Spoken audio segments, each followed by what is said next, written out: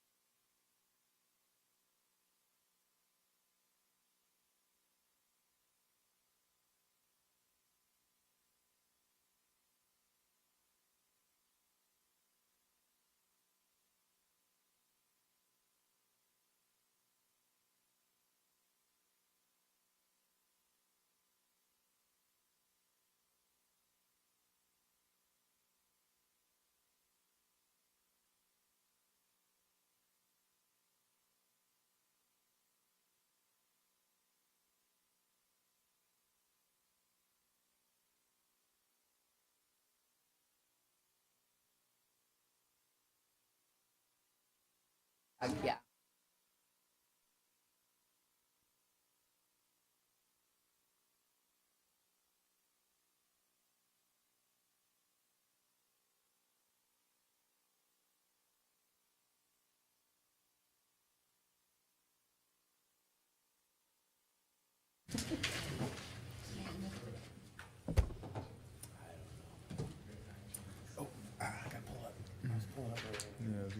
Didn't do it fast We're good? Okay. All right, 6 o'clock. I'll call to order the Ferguson Township Board of Supervisors meeting for Tuesday, March 4th, 2025 to order. Please rise as you're able and join me for the Pledge of Allegiance. I pledge allegiance to the flag of the United States of America and to the republic for which it stands, one nation, under God, indivisible, with liberty and justice for all. Thank you. You may be seated. And I will at this time recognize the Assistant Township Manager who will give our meeting procedures and call the roll. Thank you, Chair, and thank you to the members of the board, staff, and public for joining us this evening for the March 4th regular meeting of the Board of Supervisors. This meeting has been properly advertised in accordance with the Pennsylvania Sunshine Act as a hybrid meeting with the option to attend virtually and in person here in the main meeting room. If you are in attendance virtually using the WebEx platform and wish to speak on behalf of an agenda item, please say your name, municipality of residence, and the topic you wish to speak on when the chairperson calls on you. If you are attending in person with us in the main meeting room and wish to speak on behalf of an agenda item, please address the board at the podium and state your name, municipality of residence, and the topic you wish to speak on. Prior to commencing the meeting, I have a few short procedural items to cover. First, members of the public attending using the WebEx platform are asked to remain muted during the meeting to prevent any ambient noise from disrupting the meeting. If a member of the public is acknowledged by the chair, they may unmute their microphone for the question or comment. Secondly, board members are asked to indicate their name when monitoring or seconding a motion so that the minutes may accurately reflect the action taken. Finally, a roll call of the Board of Supervisors will now be taken to ensure that all members can hear and interact using the WebEx meeting platform. Please indicate that you are here when your name is called. Ms. Strickland. Here. Ms. Stevens. Here. Mr. Thompson. Here. Mr. Patterson. Here. Mr. Heller. Here. Chair, you have a quorum. All right, thank you. We have no announcements or proclamations this evening, so we'll move into our public comment. So we will start in the room. Please feel free to come up to the podium, state your name and neighborhood of residence, and let us know what you want us to speak about. And yes, these are, I'll caveat, these are items for not on the agenda, so you may proceed, Mr. Killian. Hello, my name is Ellie Killian. I reside in Ferguson Township on Terrace Street in Overlook Heights. I'm going to talk about housing. Some of you might want to delay taking action, particularly around housing, because of the economic development master plan that you're currently working on and your current request for a proposal. I estimate that this plan will cost the township $250,000 to produce. After you spend $250,000, what will you learn from this plan? A report that will tell you that you cannot attract Intel or Sierra Nevada. Those are businesses that were once considered to move to the center region. And the reason why is there's not enough workers. The 2010 Knight Soul the Community report found that center region scores terribly for brain drain. Thousands of Penn State graduates every year graduate from our community. Very, very, very few stay here. For someone to stay, you have to have one of three reasons to turn from a student to a young professional to a young family. Those include housing, having a personal connection, that could be friends or family, or having a job. You need two of those three. Housing is critical, and housing is important. So after you spend this $250,000 for this economic development plan, and after what it tells you, is it's going to tell you that you do not have enough housing. I'll bet you some jelly beans over that. Okay. Housing is not affordable. When people say housing is not affordable, what does that really mean? It means that there is not enough housing, or the housing types options are not the ones that people want. So there's not enough housing. What can be done? A lot can be done from you as supervisors. You can do a lot of things. Two of those things are allowing ADUs and improving the R4 zone. This is my third meeting to talk about ADUs, accessory dwelling units. I thought it would be a slam dunk. I thought I would come to one meeting and you'd say, hey, go to planning commission, tell me something. So here's the third meeting. I'm hoping I don't have to keep coming here. My original plan was that I would talk about, So my approach for ADUs is yes in my yard, or YMA, or YIMI. This is a term I've coined. It is a practical, homeowner-focused zoning that would update, allowing gradual housing growth, basically turning R1s into effectively R2s, and allowing accessory dwelling units, also called in-law suites. It gives individual homeowners the freedom to build responsibly, increasing property value, and help address our housing shortage, effectively doubling housing in these low housing zones. Under this approach, there would be standardized side yard setbacks to 10 feet. To 10 feet. So it would simplify and standardize all side yard setbacks. I propose increasing the height limits for accessory structures to match primary buildings. That's currently 40 feet on R1. Expand impervious surfaces for homeowners to allow for modern stormwater management. So if they're using modern stormwater management, allow them to have higher impervious surface percentage coverage. Allow for building coverages to be the same as impervious, meaning that 100% of the impervious coverage can be building coverage. Currently, I believe it's 50% impervious, 30% building coverage for R1.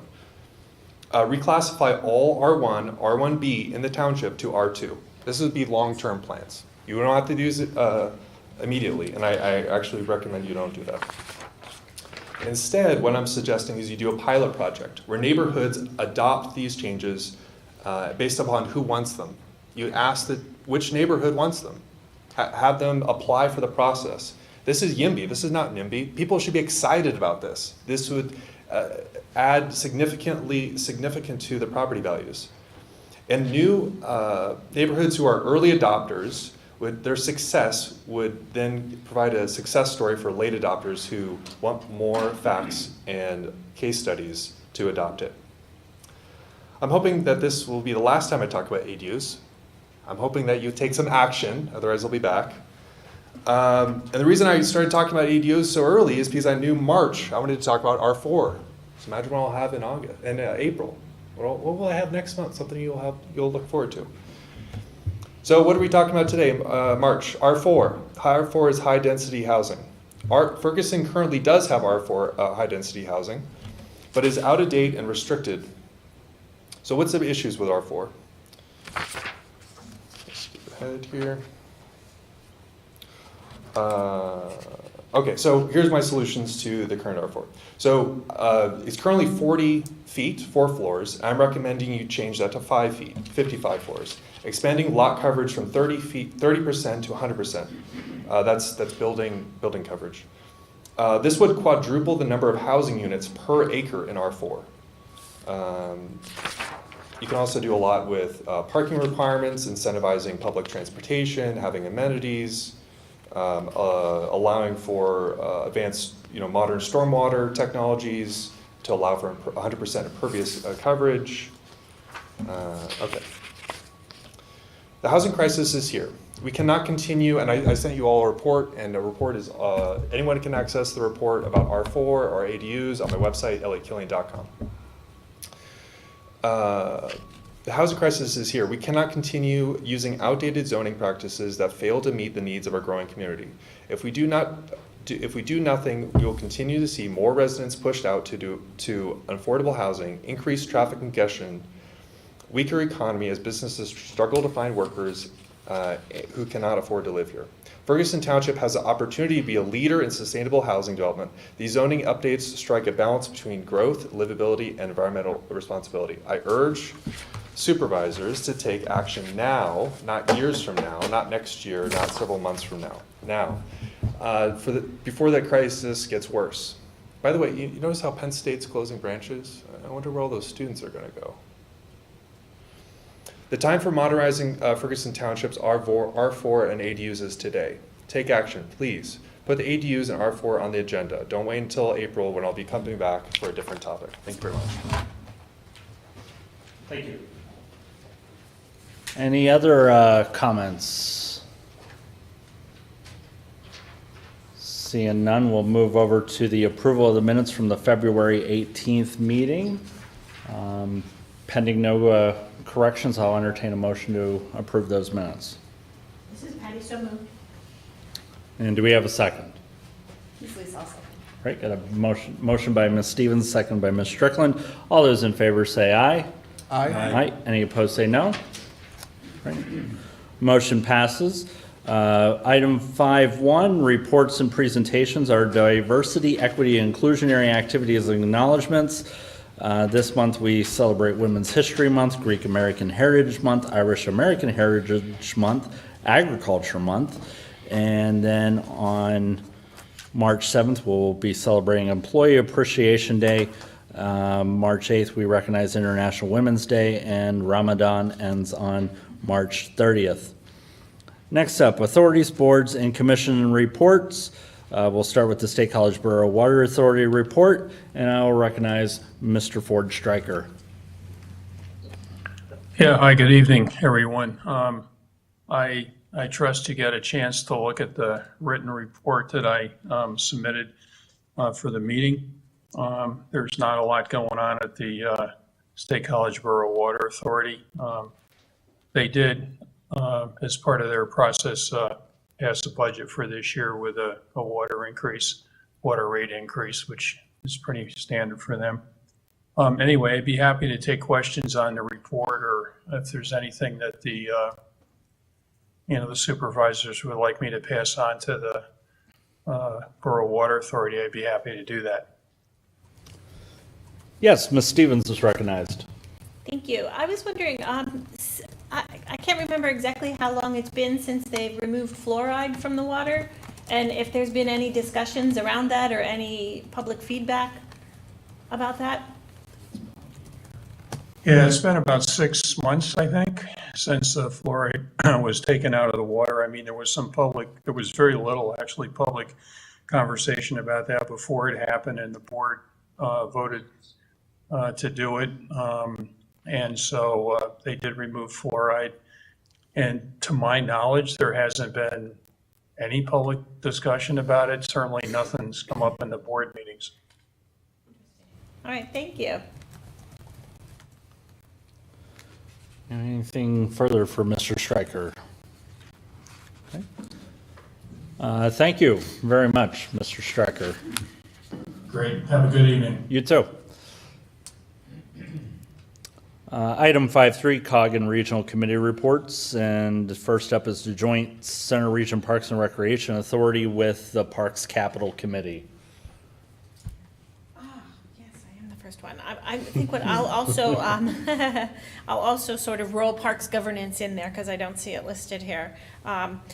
Actually, not a lot happened in that meeting, but the one takeaway is that we have, the Parks Capital Committee has been charged with looking at the budgeting and funding for Millbrook Marsh Boardwalk and the Hess bathrooms. So we actually finally get to start and come up with a plan for that. So that's the projects that we will be looking at on Parks Capital. And as for the Parks Governance Committee, we are starting to look at the documents related to parks and the municipality and parks and COG, et cetera. And in particular, I think I'd sent a note to the manager and some staff about just if there's anything like regarding maintenance agreements that you would like me to take back to that committee, I'm happy to do it. So if anybody has any thoughts about our MOUs, our agreements, or maintenance agreements, feel free to reach out, and I'm happy to take it back to that group, and we'll keep you up to date on strategies and plans that we come up with. Yes, Mr. Heller. Yeah, I'm just curious if there was any discussion around the numbers of folks attending the parks programs, et cetera, or if that is planned for a future date, because that was something that came out of the finance committee that I think we were looking for input from the parks folks. No, I'm happy to follow up on that. Or it might actually be a better question for Corey, since that's a programmatic issue. But I'm certainly happy to circle back to Corey and find out. I know that in the past, when I've asked for some of that sort of thing, they had indicated that Rec Deck, the program they use, didn't keep track of it. But then I've heard conflicting information that in fact it could track that sort of thing. So, but I'm happy to follow up on it. I know that, I think at the last general forum meeting, maybe, I don't know, there've been so many meetings in that room, I can't remember which is it. But I think they did say, I think Christy Owens did say that they were looking at some upgrades in programs and things like that, so. Okay. It might come up again in finance, I would imagine, next Thursday, depending on, where some of the committee members take the conversation. Okay, great, thank you. Anyone else? So I was just gonna ask, are they looking to kind of standardize those MOUs for the municipal parks, and are they asking you guys to collect what Well, we're going information's to out there, or? Yeah, we're gonna start looking at them one by one and going through and making sure that they're still current and relevant, given the matrix that we came up with, that in fact, everybody is, following what is their assigned duties and that sort of thing. Okay. So, yeah. Do you have anything, Mr. Patterson? You don't? Okay. Yeah, I will add, yeah, it sounds like the Parks Department is looking at if there's any other different systems out there for data management, because as it was conveyed to me through the Parks Director, it apparently some of the reporting that Rec Deck offers that used to be included with the current subscription package requires additional fees to be able to acquire that data. So it's either, do we pay up, or is there another data management system out there that can give us what we're looking for, if not even more, for relatively the same price? So definitely, I think finance is willing to support that. I would also think they'd support somebody standing there with a ticker going, we have 35 people. I don't know. I don't know. So it's, the data seems like it shouldn't be that hard to get. but I understand, that maybe a tool doesn't do that right now. Yeah, I was gonna say, yeah, simple, just quantitative head count Yeah. isn't too tedious of a task. Yeah. So, Thank you. all right. Anything else? If not, I will call on Facilities Committee. Oh, that would be me. All right. I don't have a lot there. Facilities is fairly, how do I describe it? Steady, smooth. There aren't any kind of big projects that are kind of in the works or in being held up. There are, the current projects that are in place are kind of moving forward, and so it very low profile there. Any questions? Yes, Mr. Heller. More of a statement. I know Penn State, I won't say the official announcement, I'm not sure if it's actually come out, but, looking at a new leader for OPP and the facilities management, the new vice president will be coming in. So it might be an opportunity for COG, because we heard that in some of the interview and discussion process, that reaching out and working with government officials, et cetera, since Penn State, takes up a large swath of area, but also the facilities side of the house. So just if nothing more, just informational that there'll be a new vice president coming into OPP that'll be looking strictly at facilities. And I'd be curious to know if they reach out, engage, or if COG has any conversations with that representative. We'll check on that. Cool. Anyone else? I think this goes back to Patty's meeting, but if I heard correctly, Whitehall Road Regional Park was recorded with the county, which gets us one step closer. Yes. I think Ben mentioned that. Yes. So, Yes, that is true. more to come on opening, but meeting by meeting, it's getting closer. So, right, nothing else. That will bring us into unfinished business, and we'll start with the public hearing on an ordinance amendment of the Township of Ferguson, Center County, Pennsylvania, to amend Chapter 27, Section 304 West College Neighborhood District. And I will recognize the Planning and Zoning Director. Thank you. April 16th, 2024, the Board of Supervisors adopted an ordinance rewrite of Chapter 27, Section 304. The rewrite, it was a rewrite of the Terraced Streetscape District to rename the area to the West College Neighborhood District. The rewrite process began with requests for proposals all the way back to February of 2022. The resulting project was awarded. The process included open house, public input meetings, design charrettes, additional meetings, extensive public input. The Board of Supervisors, and multiple joint meetings between the Board of Supervisors and the Planning Commission. The resulting ordinance were updates to Chapters 27, which is zoning ordinance, Chapter 22, subdivision and land development. There were red line versions and draft versions that were in the ordinance that was authorized by the previous round of approvals, and that approval went through April 16th of 2024. So now a text amendment is necessary to make a single correction. This was authorized 2 meetings ago to have this public hearing. The correction is to add the words, "the entire first floor of," in front of the sentence, "multifamily and/or mixed-use structures located on lots that have frontage on West College Avenue shall not be permitted to include dwelling units." February 18th of this year, the Board of Supervisors authorized this public hearing for the correction, and it was properly advertised. And the recommended motion is that the Board of Supervisors adopt the draft ordinance making this correction to Chapter 27, Section 304. All right. Thank you. So this is a public hearing, and just like any public hearing tonight, I'll open the floor to discussion, so members of the public can walk up to the podium, state their name and municipality of residence, and tell us what they want to speak on this item.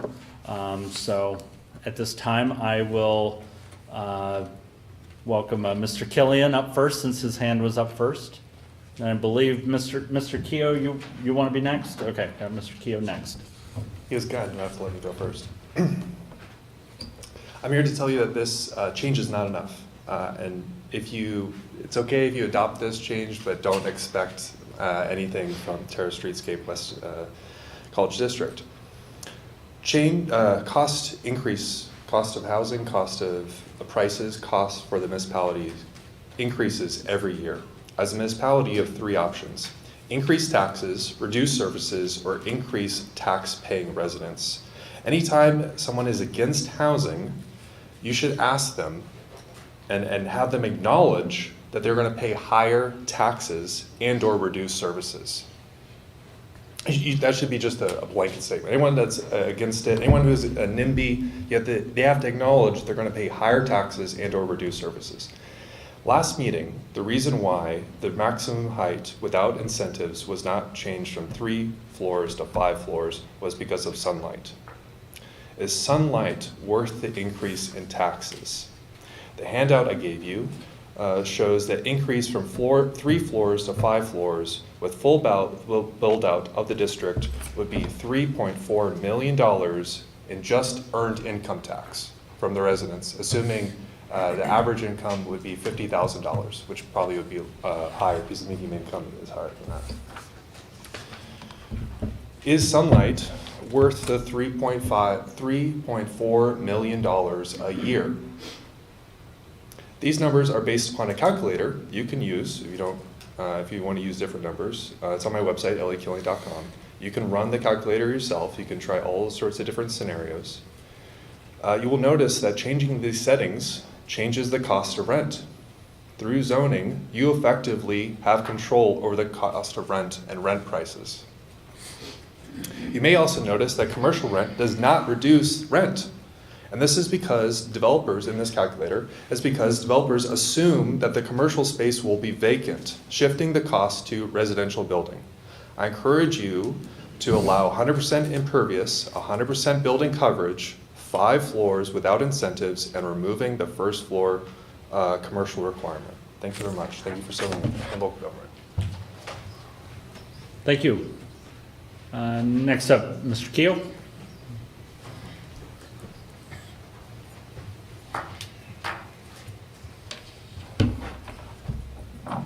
Bill Keough, resident of Ferguson Township. I believe based on the rules that you all passed at the last meeting, I must declare that tonight I am not speaking for the Planning Commission. I am a resident, but I happen to have 2 decades worth of Planning Commission and am on the Planning Commission. I believe that this whole discussion about first floors in the Terrace Streetscape is one that needs some further review. I think it's very short-sighted at the moment because what is proposed seems to support a phenomenon that is going on in the entire region. That is empty floor space in the buildings that require commercial at the first floor. And supporting that concept may not be in the best interest of Ferguson Township. And Mr. Killian even mentioned a couple of economic impacts that having that space empty versus having that space available for residential income earners is an important consideration. I feel that we ought to have a discussion at least about making residential option available on first floors as a conditional use within the zone, not a total ban on any of the first floor occupancy. I would recommend that you have your discussion and you consider referring this back to the Planning Commission for them to discuss some alternatives to a total ban, and then have that presented as a recommended change. Thank you. Thank you, Bill. Anyone else in the room want to speak on this? Seeing none, I will close the public hearing. We'll move to board discussion. Take a motion so we know what we're deliberating on. So Mark, I move to adopt ordinance to amend chapter 27, section 304, West College Neighborhood District. And did we have a second? Mrs. Patty, I'll second. Got a motion by Mr. Patterson, second by Ms. Stevens. Any board discussion on this? Yeah, I'll make this quick, because both the comments are spot on Yep. in the public hearing, that there's potentially something else that could have happened here. Right. That's not why this is here before us today. Where we're here today is that there was a typo, and we're fixing the typo. So I just want those that are here today to understand that we're correcting a typo, and it was a typo found in January. And just because of the process, you gotta advertise this thing between, one meeting, and you gotta have the meeting, you gotta wait 2 weeks and have another meeting. Now, here we are in March, now getting the typo corrected. So, this is just kind of a governance 101 that I absolutely hate, but we gotta do it. It's the system with which we're operating to get a typo corrected on something. Now, to do something more, there's a possibility, there's an opportunity. But this was already at the Planning Commission, I don't know, 3-4 months ago. Planning Commission approved this to then come to the board to approve with the typo. So there's no so we can do something else. We can make some changes. Absolutely, community, let's go. Let's figure out something else, something more that we can do. Let's look at our saldo and let's get things moving, but it's not gonna be fast. And it's gonna be a lot of time and effort to kind of make those changes, because a typo has taken 2 months.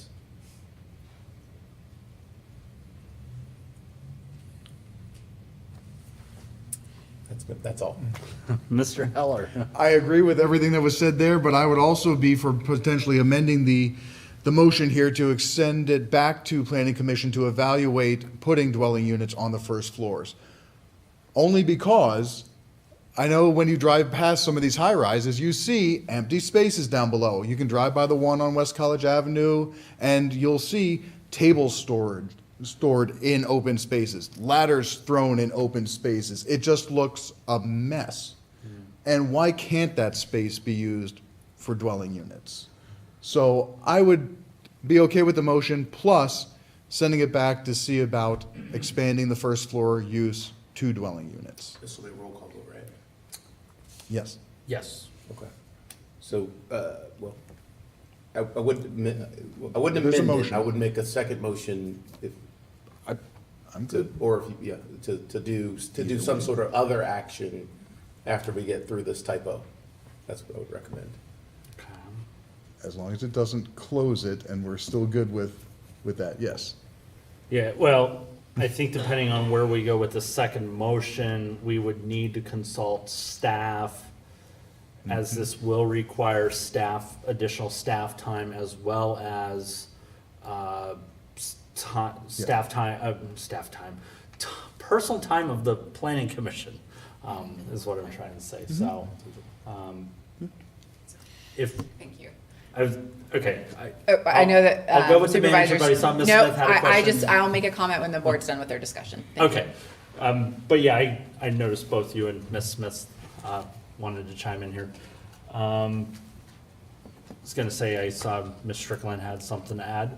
Yeah, I just want to suggest that we just conclude this process and then at a future meeting, bring up this other discussion, because it hasn't been advertised or discussed in any way. So I would just prefer to separate these two things, and also to acknowledge that this is also only impacting structures that have frontage on West College Avenue. So this this is a limited area only within the West College neighborhood, so just with those caveats. But Yeah. I see the interest in, I'd be interested in discussing that issue as well, but separately, but I did want to yield to the planning director.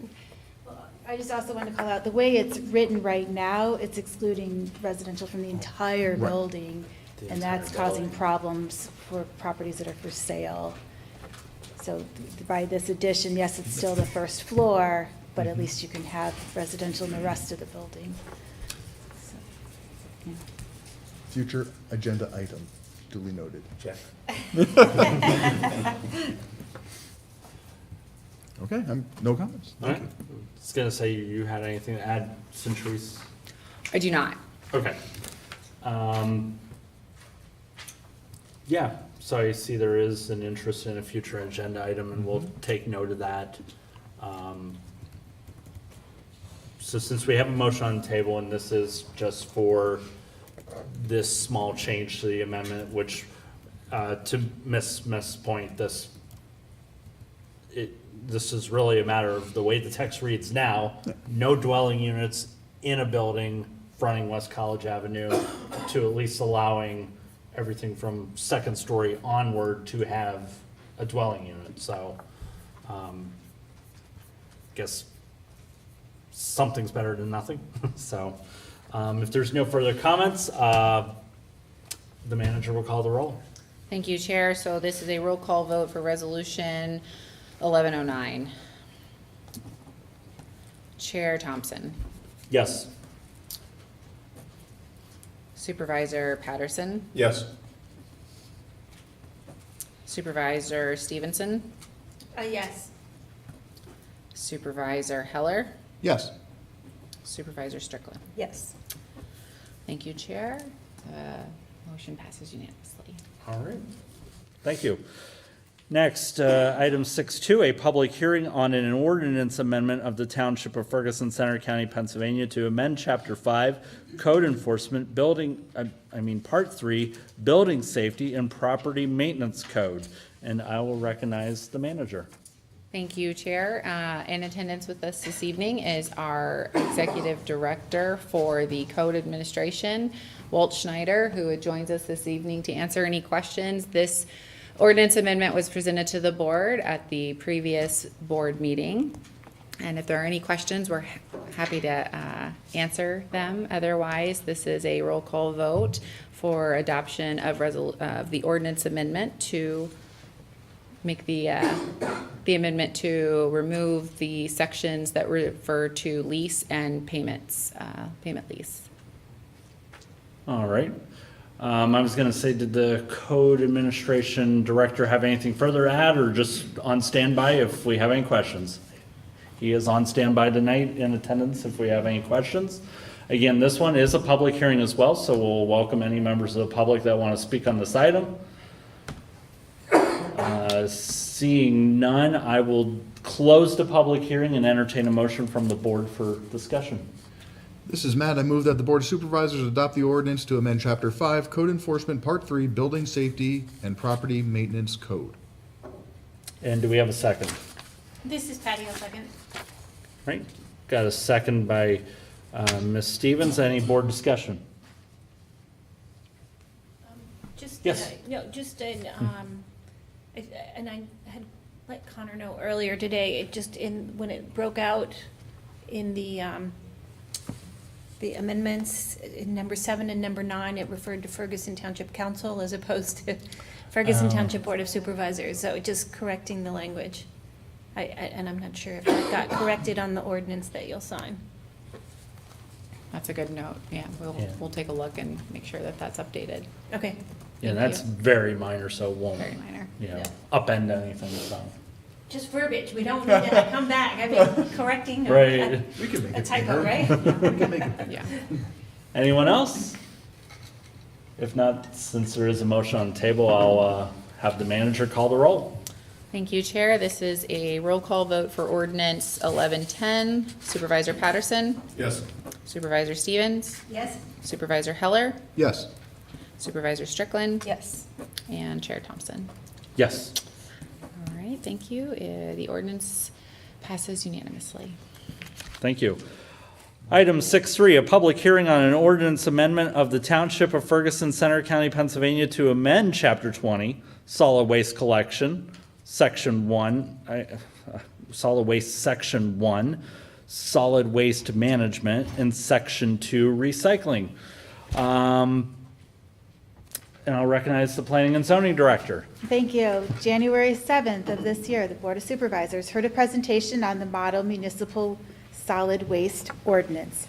January 21st, the Board of Supervisors amended the fee schedule to update the solid waste removal fees effective April 1st to align the fees with the new waste removal contract, also beginning April 1st. Commencement of the new contract also requires an update to Chapter 20 of the Ferguson Township Code, Parts 1, Solid Waste, and 2, Recycling. It's included with the packet. Provided in the agenda is the draft ordinance showing both the track changes, or track changes for both. It also includes an amendment to allow the delegation of enforcement authority for the solid waste. Was the most recently, the amendment was 2009, and that provision was excluded at that time. Also included is a name change from Center County Solid Waste Authority to Center County Recycling and Refuse Authority. Separately and subsequently in the same agenda, you will also see a resolution that does actually delegate that enforcement authority. February 18th, the Board of Supervisors authorized the advertisement of this public hearing. The recommended motion is that the Board of Supervisors adopt the proposed ordinance amendments to Chapter 20 for solid waste management, Part 1, solid waste, and Part 2, recycling. All right, so this is a public hearing. So any members of the public want to speak on this item? Seeing none, I will close the public hearing and entertain a motion. This is Matt. I move that the Board of Supervisors adopt the ordinance to amend Chapter 20, Solid Waste Management, Part 1, Solid Waste, and Part 2, Recycling. Zamari, second. Okay, got a motion by Mr. Heller, second by Mr. Patterson. Any board discussion? Yes, Mr. Heller. Just a general appreciation for track changes and showing me where the updates have been made. Thank you. That makes it more efficient. I think it helps residents and others that are trying to see where changes are, what things have been done. We saw it with the red line in the last motion. We see it in big yellow highlights here. I appreciate that. So thank you. My only comments. Yeah, I would agree to that because it saves you from the, back and forth. Any other questions or comments? Seeing none, I will call the manager to call the roll. Thank you, Chair. This is a roll call vote for ordinance 1101. Yes, 1101. Supervisor Stevens. Yes. Supervisor Heller. Yes. Supervisor Strickland. Yes. Chair Thompson. Yes. And Supervisor Patterson. Yes. Thank you, and the motion passes unanimously. Thank you. 7.1, new business. We have the consent agenda, which includes the approval of a donation request, a special events permit, and authorization to sign the Municipal Services Bureau agreement, the approval for the National League of Cities membership, and the appointment of Kimberly Smith as Ferguson Township zoning officer. If no members of the board want to pull any of those items, I'll entertain a motion to adopt that agenda. Zamari, so moved. Do we have a second? This is Patty, I'll second. Okay, got a motion by Mr. Patterson, second by Ms. Stevens. All those in favor say aye. Aye. Aye. Any opposed say no. Okay. Congratulations, Ms. Yes. Smith. Welcome. All right, item 7.2, a public hearing on a resolution of the Township of Ferguson, Center County, Pennsylvania to designate the Center Region Council of Governments, COG, for enforcement of Chapter 20 Solid Waste, Section 1 Solid Waste Management, and Section 2 Recycling. And the Planning and Zoning Director is recognized. Thank you. This is the resolution that we were just talking about. So separately on the agenda was the public hearing and request to adopt the ordinance amendments to Chapter 20, Parts 1 Solid Waste and Part 2 Recycling. That included the provision to allow the delegation of enforcement authority and refers to this item as a separate subsequent request. This needed to come after the ordinance amendments. So provided in the agenda is the draft resolution that delegates to the Council of Governments, Part 1 Solid Waste and it delegates the enforcement authority to the Council of Governments. And again, this is a resolution. All right. This is a resolution and a public hearing, so any members of the public want to engage on this item? Y'all here for the next one, aren't you?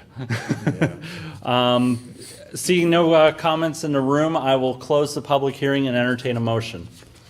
This is Matt. I move that the Board of Supervisors adopt the resolution. Ms. Warren? Second?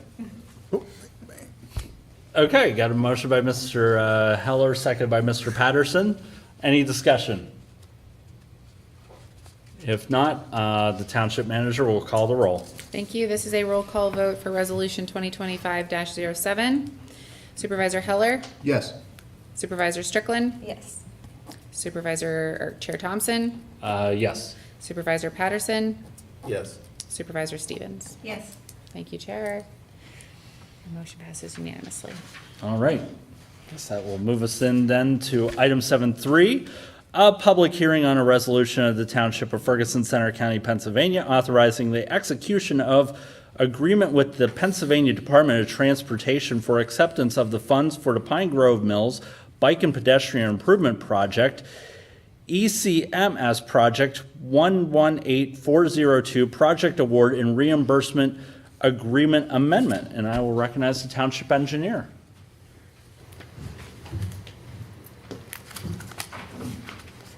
Thank you, Jeremy. So in the agenda packets, the board members should have received a memo from me kind of outlining what all we're going to go through. I'm just going to kind of walk through all of that. There were a number of attachments to that as well. And then when I'm done, I guess anytime, just interrupt me. We'll keep it as informal as we can. So bids for the project were opened by PennDOT on January 30th. There were 2 bids that were received. HRI was the low bidder for the project. Their bid amount $809,754. Then in addition to those costs for construction, there would also be costs for inspection and a contingency through construction, which brings the total construction phase for the project estimated to just over $931,000. The contract also includes some work that PennDOT needs to do to upgrade an existing storm pipe under Water Street that was discovered through the design process. That's approximately $14,340, and the state is going to add funds to the project that the township is not obligated for. So that brings our total obligation down to $916,876 and change. Looking at the operating budget for 2025, there was $1,256,000 in expenditures for this project, as well as grant revenue of $700,000 from the Transportation Alternative Set-Aside Program, which is everyone knows as TASA. And there was also an anticipated revenue of $444,000 from the Carbon Reduction Program, CRP. That resulted in a net expenditure of township funds of $112,000 for the project. When the budget was prepared last fall, the CRP funding was unknown if that would be secured or not. But PennDOT and MPO was able to secure the additional funding in January of this year for an amount of $173,574.76. Not as much as what was anticipated in the budget, but the overall project costs are much less than what was anticipated in the budget as well. The additional Carbon Reduction Program funding requires a 20% local match. So the TASA funds is 100% federal. The Carbon Reduction Program funds are an 80-20 match. So anything over the $700,000 that we're obligated for, we have to cover that 20%. For the numbers that we're looking at then, the township's share of that would be about $43,302, well under the $112,000 that's in the budget for the project. Since we have the additional funding that was provided for the project, the township needs to adopt a new agreement with PennDOT for those expenditures of fund. And to do that, we need a resolution as well. So in the packet was a resolution that basically acknowledges the funding for both the TASA and the CRP funds. And that would then reference the letter of amendment that was also in the agenda packet. And that letter of amendment then breaks down the funding and how it's spent. So there's an attachment to the back of that letter of amendment that outlines the federal, state, and municipal shares consistent with what I had in my memo there to the board. Since there's a letter of amendment that's being performed to the reimbursement agreement, any of the exhibits that were part of that original reimbursement agreement with the department that may have changed between now and then need to be reauthorized or reacknowledged by the municipality. So there are 3 of those that are in there as well.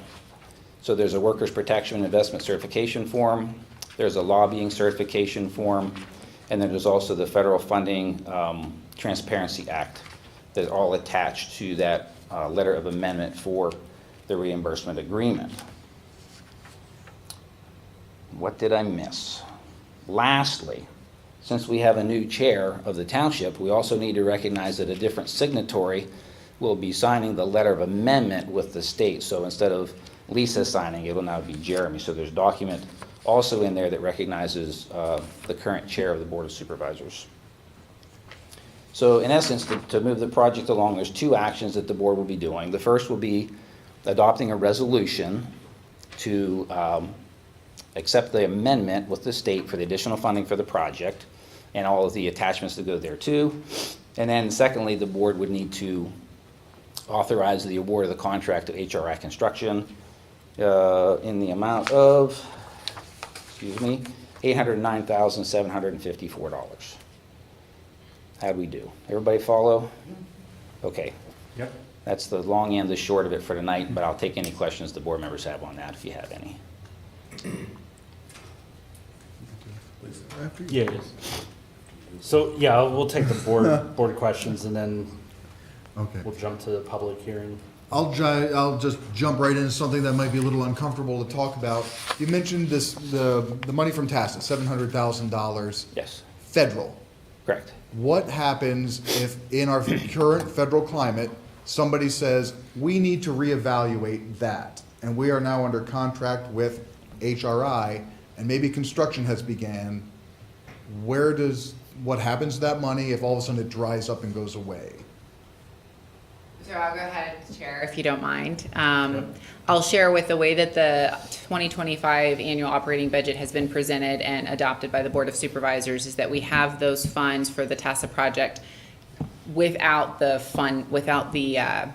grants that are now being provided. So unless if there's been an increase in the cost estimate since the budget's been adopted, which I do not believe so. I believe we knew that our budget exceeded what the original cost estimate came in as in 2022 or 2023.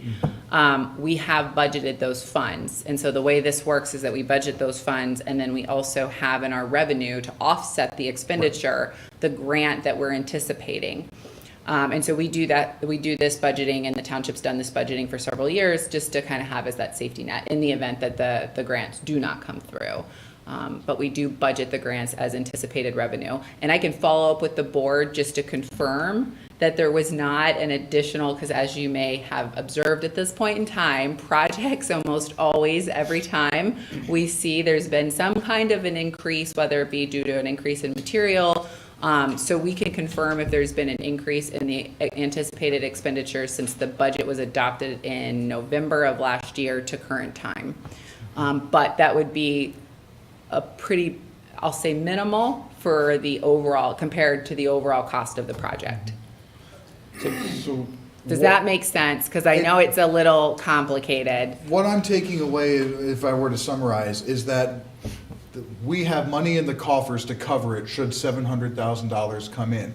My concern, though, is we are approving something potentially this evening that has the potential to dry up and now put that burden on the taxpayers of that $700,000 instead of receiving it from the government. And that, correct me if I'm wrong, I'll look to Ron and Todd, but the federal funds that are coming through the state agency, so coming through the state agency, that's also the party that the township has an agreement with. So there will be some expectation that PennDOT, for example, through the transportation set aside program, which we refer to as TASA, there would be some expectation that there will be some reconciliation that we would have to consider. If they're getting delays from the federal fund program, there will be an understanding, right, that this agreement may need to be amended again. At which point the board will stay update, we will continue to provide those types of updates as it relates to budgetary impacts. That stays within the board's purview of receiving these updates and having to make decisions on the project. Right, so essentially, it has the potential to upset a whole bunch of people in the chain, the state, the local, and the contractors, if all of a sudden that federal money is withheld. Right. And then that opens up the chain to then sue, litigate, whatever, back up to the federal level. That's a big undertaking, and there's no guarantee in that. Even if they were to pause, what we're seeing today is what I would say is a pause, right? We're not holding the money back, or we're not canceling it. We're just going to pause or review. And then all of a sudden, if we have to, checks to sign, it sounds like we can cover them. But that we might be opening ourselves up to future litigation, or at least be in that chain of litigation somehow. At this point in time, all of the reimbursements that we've submitted for our current grant program, programs that we currently participate in, we have not been informed that there would be a rejection. We have not had any disruptions in receiving current grant funds. That said, to your point, we have no idea what tomorrow may bring in terms of that. But I will say that we're anticipating the project be completed, I believe, by the end of this year, November? August. Yeah, So this- of all projects that I may have concerns with funding and allocation, it's not this project. We've already completed the engineer design. We already have put the bids out. Tonight, you're asked to award the bid. And once that award is once you've approved the award, Ron is prepared to execute the agreements. In fact, the signatures this evening will be given to Ron, and he will take it and move it forward to expedite the process so we can begin construction within the next 4 to 8 weeks. End of April is when they anticipate starting work on the So we'll be able to project. submit all of that to share and confirm that we'll be able to start submitting for reimbursements likely long before there's an outcome to litigation. Yeah. So again, that's my concern. I wanted other board members to hear that as well. $700,000 potentially, again, that I am just concerned about putting onto the taxpayers if that grant gets dried up. I'll also note too, the township has already invested several hundreds of thousands of dollars for this project. So the engineering design alone was almost $500,000. Because of being able to appropriately ensure that the stormwater design was done correctly, to ensure that the design for the construction was done correctly. And I'm sure Ron can speak to a little bit more specificities if you have desire to learn a little bit more about that detail. But I would say at this point, we've invested so much in this project that our ultimate goal right now, which is why it's put on the agenda for this evening for action, is to move it forward so we can complete the project. Thank you. Again, just raising the risk. Absolutely, Yeah, thank you. I'll add my experience with grant programs that come through PennDOT and Federal Highway. I've not seen funding not come through. I've not seen funding where it's not been available once it's in the tip, and the MPO recognizes it on the current tip, and there's a reimbursement agreement for those funds. They're kind of locked in at that point. The state generally doesn't move a project forward if they don't have the funds known. I've never seen an entire department freeze their funds before. Until So, yeah, we both have So, never yeah, seen so- anything, and so it's possible now. Right. So, Mr. Hall, I would just take the opposite approach and perhaps help me here, Mr. Sever. Yes, sir. Do we get reimbursement like at the same cadence at which we submit our AA, when the Oh, when yeah, the so construction process submits their AA, for we- payment reimbursements, yeah, good question. As the project progresses, the contractor will make an application for payment. Hey, I've done X number of work, please pay me. That will first go to the state. The state will then send funds to us. We at the same time will review it, concur on that, so we get the funds in our coffers, and then once we get it, then we pay the contractor. Perfect. Number two, so we've never seen it before, we hope it doesn't happen. do we have anything in our contract with our contractor, any kind of termination for, not termination for convenience, but a thing that says we can't pay you because this thing got frozen, or a pause on we have those types of things in our. Yeah, so I think we can always pause the project. We can stop work as the owner. Okay. I think we're still obligated for payment, though, for any work that the contractor did in good faith. Sure, okay. Yes. So the answer, Mr. Heller, is that we have an obligation for perhaps whatever amount of work is done over a period of time but it wouldn't be $700,000. I think we'd all be collectively really mad if we had to do that, but we hope that, So I would think if, as the project is progressing and we're halfway through it and all of a sudden the federal funding stops, we would come to the board to say, hey, do you want to keep going, or are we just going to abandon it like it is? And obviously, we'd have to work with the state on that too, because it's on a state highway and maybe a certain amount of work would have to be completed to make the roadway safe. Those types of things. You couldn't just abandon a project without making sure that it's safe. It may not accomplish the end goals that were originally intended, but it would at least restore it to a safe condition. So, yes, there are measures in the contract that you could at least, I'm not sure what it, cut your losses. Yeah. Right, not make it any worse than it has to be. Yes. No, thank you. You're welcome. My last question was just if I were to summarize all of this paperwork Yes.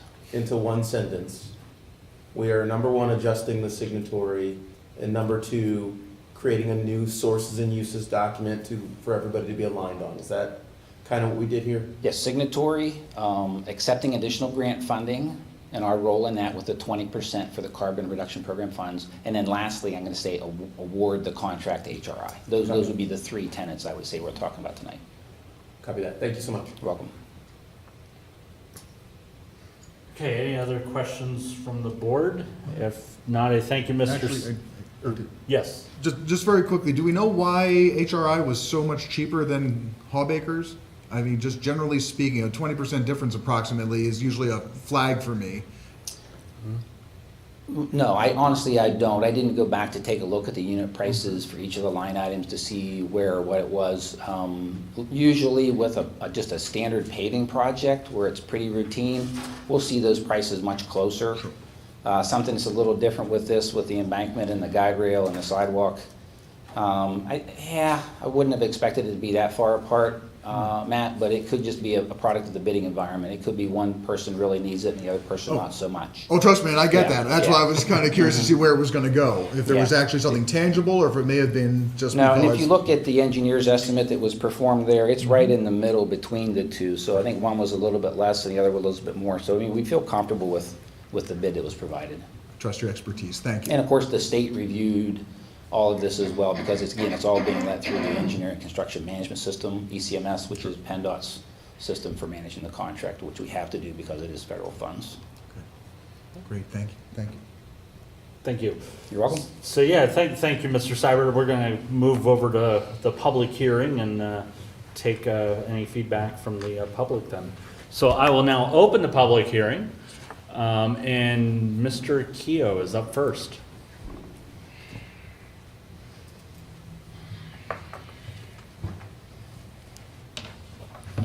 Bill Keough, Ferguson Township.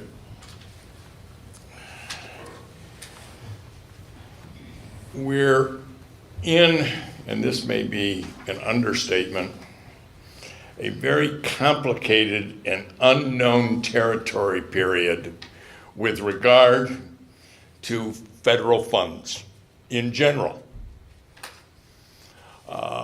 Stories come out every day with regard to issues related to allocations of federal funds.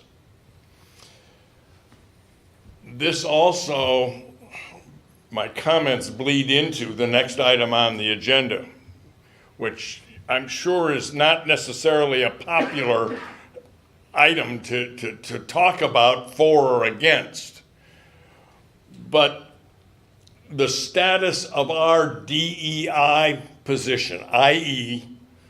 the resolution 2017-7, and the statements that seem to be coming out of the federal government of which I'm not an attorney and I don't understand all of it. But there seems to be some hesitancy to allow federal funds at locations that are still involved in the whole DEI discussion. And formally, we have an item on our books that has us there. And as I hear what Ron had to say, and what our manager has to say, we have several projects in our pipelines that can or are anticipated to utilize federal funds, especially in our transportation world. I don't know the specifics of that, so I can't list them for you. But while we might say that in our budget we are covering or could cover the $700,000 if we don't get it, are we at risk in any other major transportation projects within the township with regard to the need, the desire, the use of federal funds that may be complicated in the whole DEI discussion? And I don't know the answers to these questions, but I think we have to be cautious that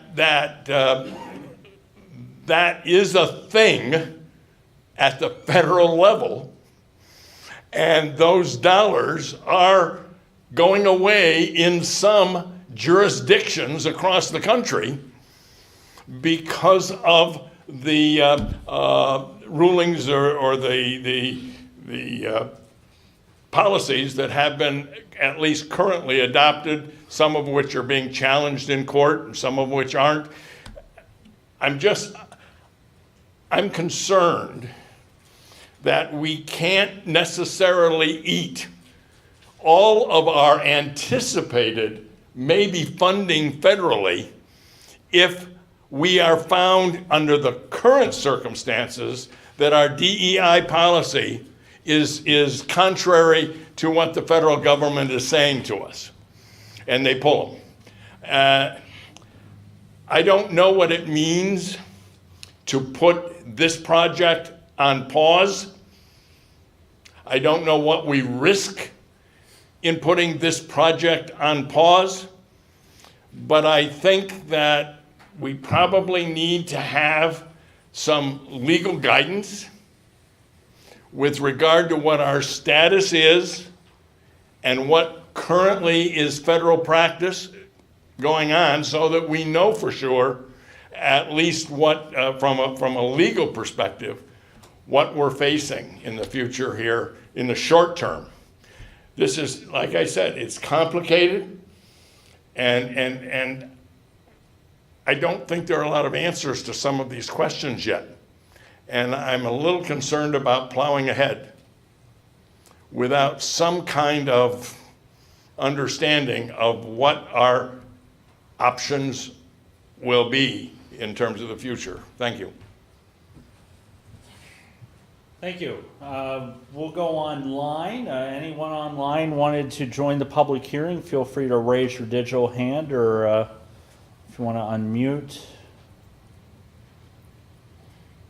Okay, I'm not seeing anyone online. Go back into the room. Yes, please, feel free to come forward.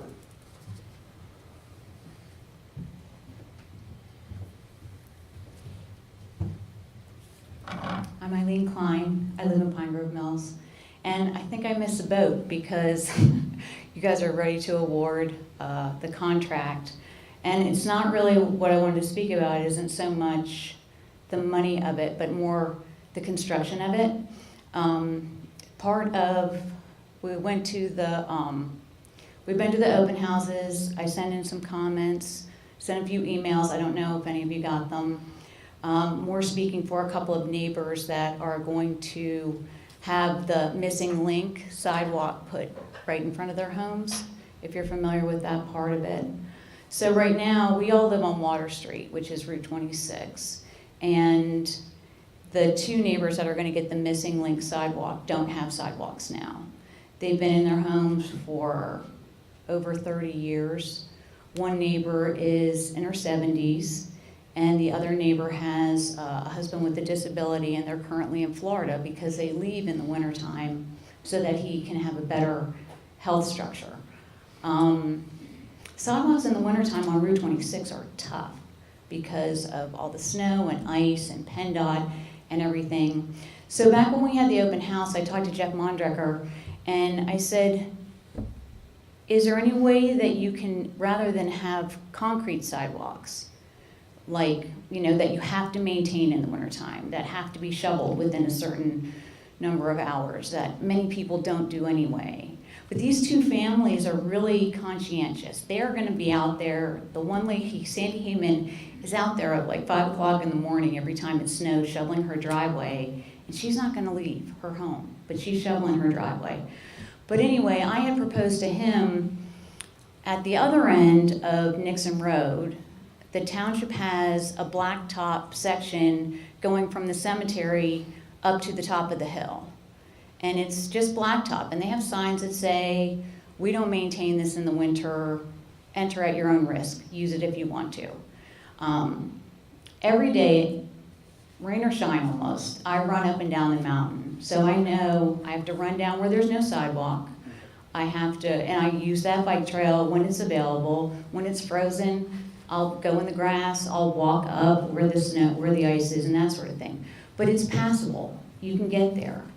So what I had proposed to him was, couldn't we just make the other end of the missing link, the blacktop with the signage, and then that way the Hemans and, or the Stones and Sandy Heman wouldn't feel like they have to maintain it as much as if they had a sidewalk.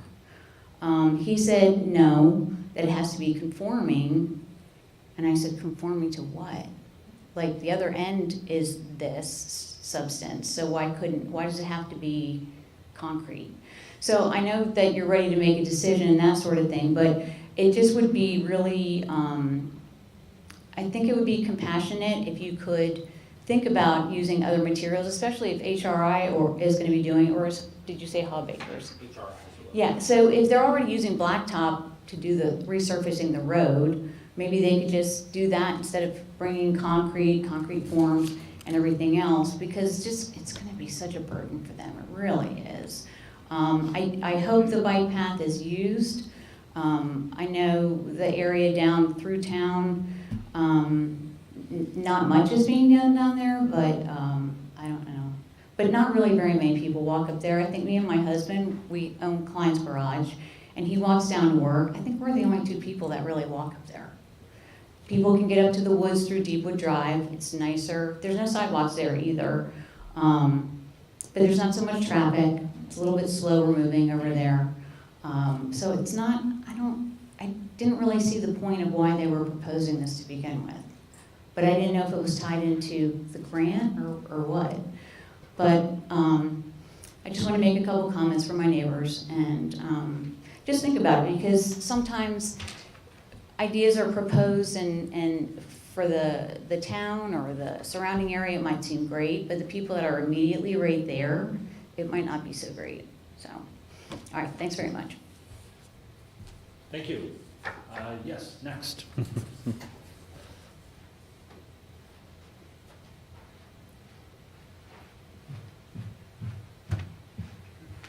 All right. Thank you very much, first off, Matt, for mentioning some of the worries about funding and making sure that that could be covered and not be on the taxpayers' time.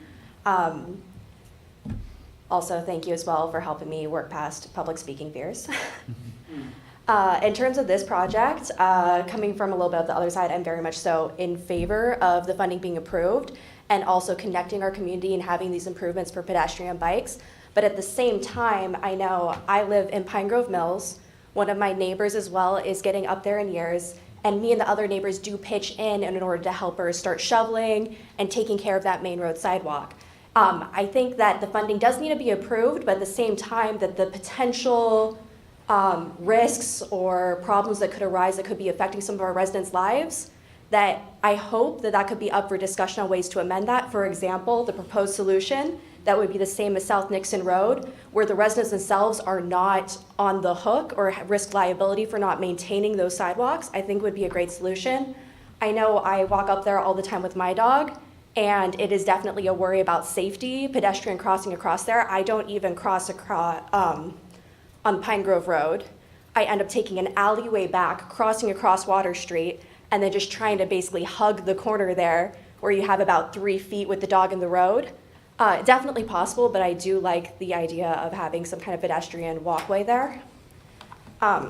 In terms of the fear of allocation and award of federal funding, I don't believe it should prevent us from moving forward on current projects, specifically this one as well in Pine Grove Mills.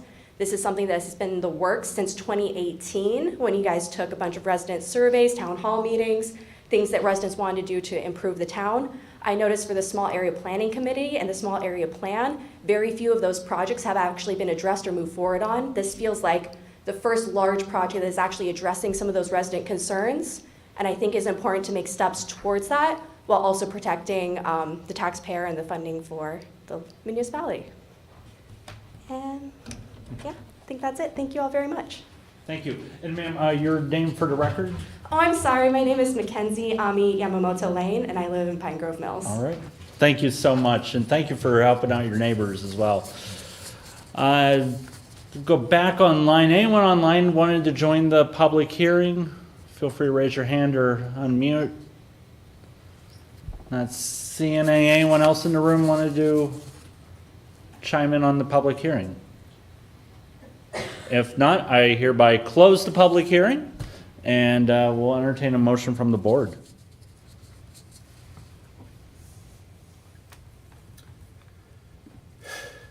Ms. Amari, I move to adopt the resolution to amend the reimbursement agreement to accept additional funding and update the exhibits, authorize the chair to sign the letter of amendment, and authorize the signature of the township concurrence and attest document, and approve the contract to HR Inc. in the amount of $809,754, and authorize the chair to execute the agreement in ECMS. And do we have a second? This is Lisa, I'll second. Take a motion by Mr. Patterson, seconded by Ms. Stevens. Ms. Strickland. Got the names mixed up. Strickland Stevens. I don't get it. The S pronunciation. Board discussion.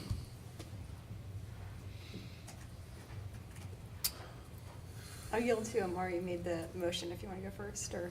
No, please. He was thinking, but. I'll just say, I really appreciate the comments. Yes. So that's Right, so yeah. helpful to hear that. And like you said, you just, those residents that are directly impacted. So I really appreciate hearing that. And I think some of the suggestions we heard are things to consider as we move forward in the project. Yeah, absolutely. Anyone else? I will say I have communications here from residents, Yes. folks on 26, folks that are going to be impacted by the construction in favor of Yeah. the general project. I would say it seems to be a majority of folks in favor of the general project. Why? You heard my concerns earlier with the funding, et cetera. But I am wondering what we might be able to do to make residents' lives easier when it comes to maintaining these these areas. Because to the comments we heard earlier, I live on 26. I know how much snow and ice and muck gets thrown on there by PennDOT. And it's not easy. When you're getting up there in age, I could not imagine having to move that. So I think as a township, and again, maybe future agenda item, we talk about ways that we maybe allow for some space to not maintain certain areas, et cetera. Because I think that's an important one. What we might be able to do, I don't know, but I think that is something for a future discussion. As it stands right now, like I say, a majority of the folks that I've engaged with, folks that have contacted me about walking to the bus or getting Catago, have even commented on the lack of sidewalks and things in that area. So those are just my thoughts. And again, I wanted to share some of the communications that I know I've received, and I believe other board members have also received, that appear to be in support of this, even though, of course, this is further down the road and we're just talking about the funding tonight. And I did receive those two communications as well. Looks like some did as concurrence well, from the board. We at least received 2 communications through email that were in favor of moving this along. Any other comments? Yeah, I'm annoyed. Number one, I guess the discussion or the young lady that came up to talk about, hey, can we do something else with this road? Sorry, no, conformance. And I guess, is there an opportunity, I guess, was that, I'm curious, Madam Manager, and you may or may not know about, but more of a research topic, I don't know if that's a possibility, to just look into another way. Like, is it okay to do asphalt there because that's the easier thing to be able to maintain for those there? That's,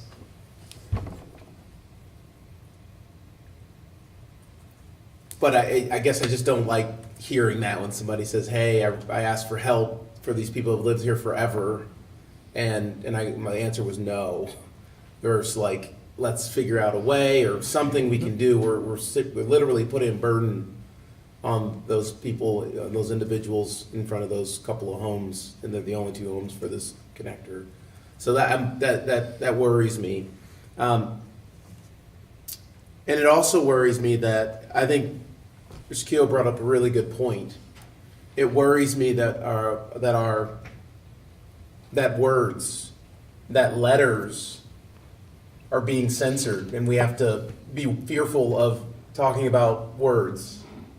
I don't think I've ever heard that. That's not what I grew up in, having to kind of not talk about things or not have to, just, it's weird. And that annoys me. I feel that way. So I don't know. I just felt like I needed to get that out on the record. It's sad that we have to go, oh man, we've got this resolution on the books, and oh man, we might lose money. What world? In what world? I'm done. Any other comments? I guess for me, it just, I appreciate all the comments, but I always will come back to public safety. If it's a safety thing, I guess I'm in favor of doing whatever is going to be safest for the residents and what we need to do there. So, yeah, that's, and if it's a burden, then to the point, I mean, Mr. Killian was here earlier talking about different things and, let's just make it happen and, go to each community. And maybe that's then where the Pine Sap can come up with, okay, where are the scouts here? Who wants to earn some extra money?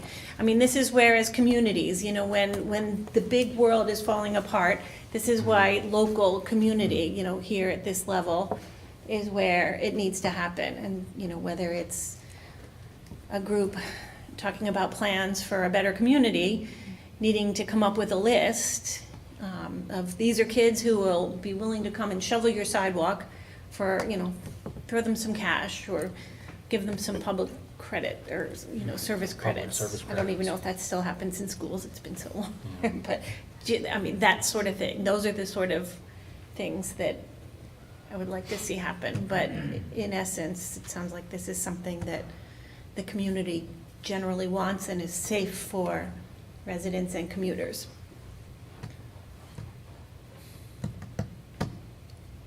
But I'm annoyed, like Omari. You're annoyed.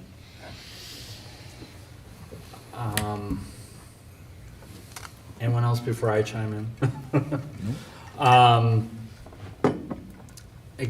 I'm kind of curious, and that doesn't need to be answered. I guess it's something that we should maybe just be watchful for with this project as well as other projects, in light of news of tariffs, which of course I'm now hearing that there may be a trade deal with Canada and Mexico that comes together as early as tomorrow. But if something was to go through, would anything affecting this would there be anything affecting this project that we could maybe know of sooner than later and then be able to plan for accordingly? I noted the connections with the sidewalks, understand the concerns with winter maintenance.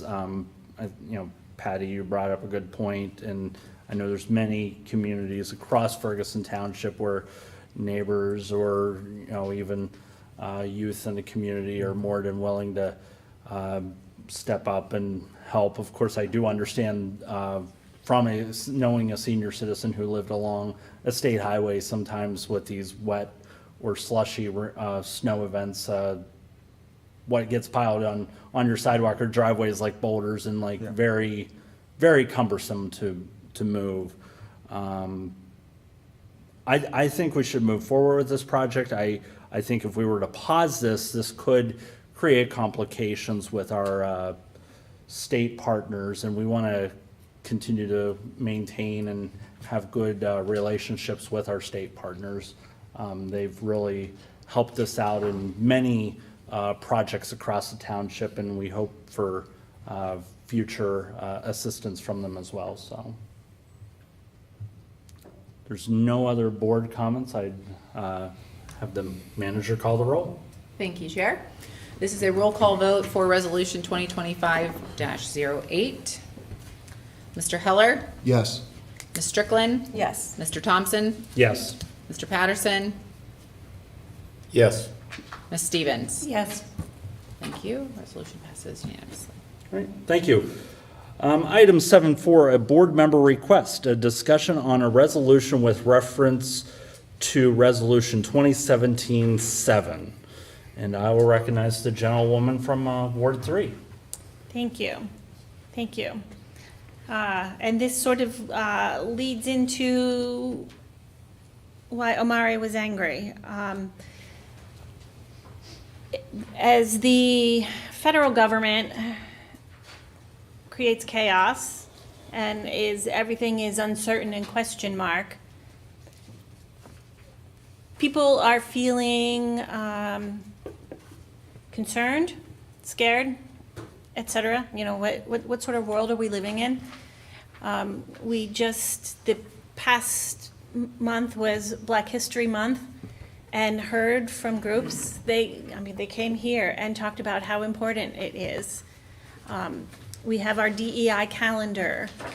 We adjust our speakers in here so people who have hearing loss can hear better. These are all DEI. These are all things that make it inclusive for people to participate in local government. These sort of things. And as things go off the rails and things like that, I have just had conversations, and people are really wanting to hear strong leaders saying, it's okay, you're part of our community, you're welcome here. So I just wanted to reaffirm that the resolution is in the packet for anybody who read the agenda. It's a beautiful resolution, and I want to reaffirm to our citizens, our residents, that we are here. We are not going to stop putting curb cutouts. We are not going to stop working on our sound system. We are not going to stop recognizing your heritage, whether it's the Lunar New Year. During COVID, we had some of our, AAPI, our Asian Pacific Islander residents come in and in tears tell us how meaningful it was. They went from being mocked in the grocery store to having this be recognized in our township. I want to continue that. I think that while many people are confused and scared, I think at a local level, we can do it. Could it potentially affect funding? Of course it could. It's being litigated right now because executive orders are not laws. We have a state constitution. We're an equal rights amendment state in the Pennsylvania state constitution. So we have many layers of things that we have to respect and represent. And at a time when things are chaotic, I'm just the kind of person that speaks out in favor of marginalized and people who are feeling scared. And that's why I wanted to reaffirm the resolution. Thank you. Board discussion, anyone have anything? Yes, Mr. Heller. I'll share something that occurred to me during the, the general forum meeting that we had with COG here a couple weeks ago. I'm sorry, it was just last Monday. Feels like a couple weeks ago. But one of the speakers had mentioned, you know, it's brave to do what was being done there, right? The idea of celebrating African-American contributions, February, right? Black History Month, brave. The fact that we have to say something was brave, when what we're talking about is it's brave to celebrate diversity. It's brave to celebrate equity. It's brave to celebrate inclusion. That is a concern. That shouldn't be brave, right? All of this because we value belonging. So if it takes being brave to get behind a resolution from 2017, I'm for it. Thank you. I'll go. Yes, Ms. Strickland. Thanks for bringing this up. The only thing I was going to add was, you know, my mom immigrated to this country in her late 20s. She never became a citizen. So growing up with that, you know, I could experience her newness in this country in that way. And so, you know, even back then, there was some international community here in State College, but not even what it is now. And so I know she felt quite isolated, and you know, she was not confident in her English and had a heavy accent. But I think what really made her feel welcome, I know, because she told me, was the people around her and the groups that she got involved in. So I think, you know, whatever we do here, it's still about the community and neighbors embracing those who move here who may be insecure or, you know, uncomfortable and unfamiliar with this area. So it's, I think that's really still needs to be at the heart of what we encourage in our community. Yeah.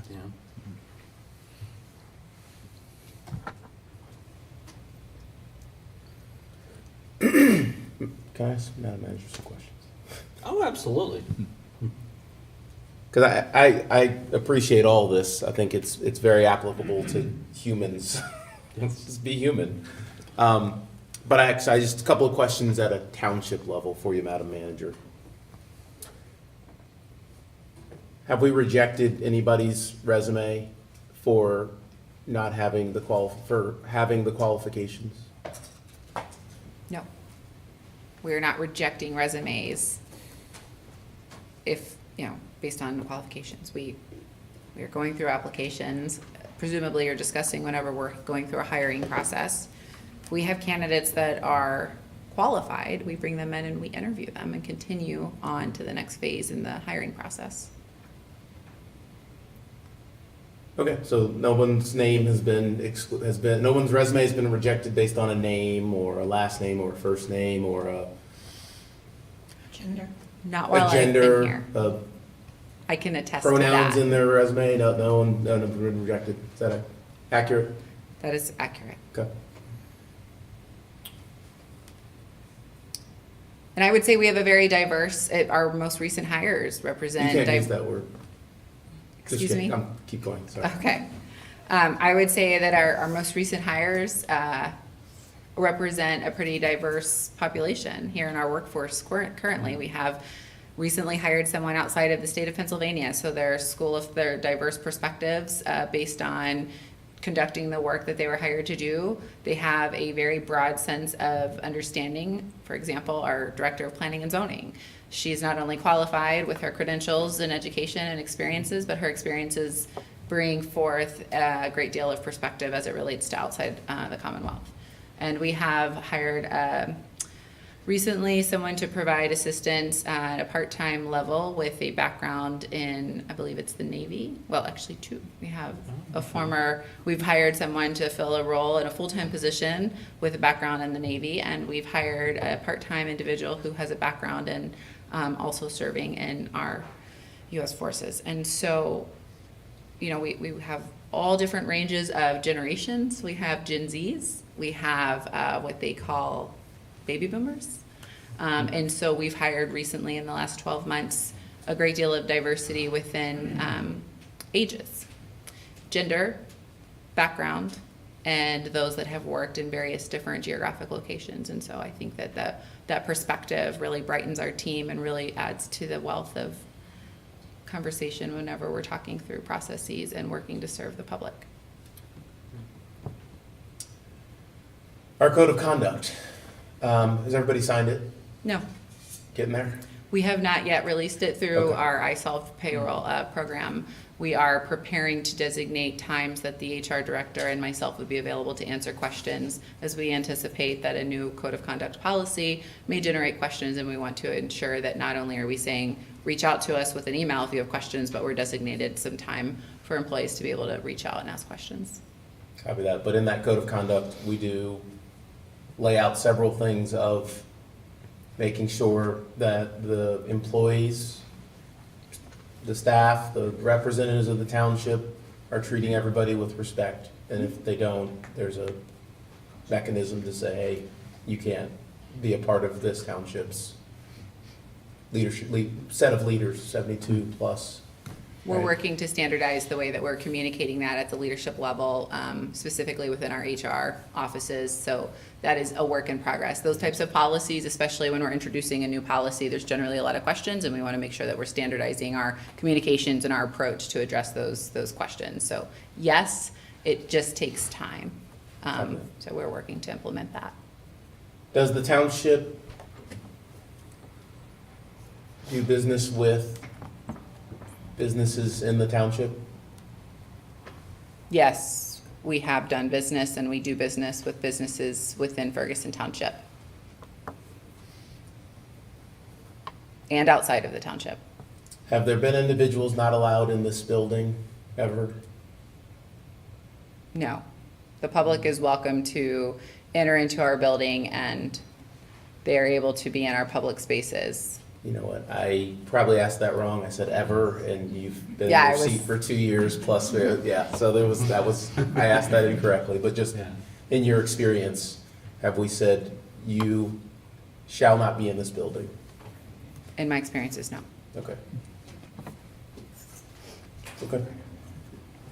I'm asking those on purpose. I think everybody knows exactly where I'm going. I think we have a culture and a DNA here in this building, locally, that we all belong. We've got a range of people sitting up here at this table, a range of people in the audience here today. A beautiful community. Everybody gets a fair shake here, as far as I understand, certainly from a manager in the township perspective, and I'd hope folks would kind of bring it up if they're not.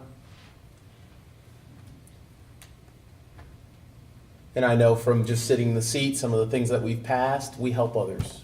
We help other people. Doesn't matter what you do. It's about, are you building community? Are we building community?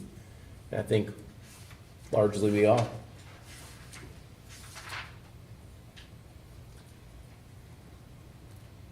So I don't need any more words.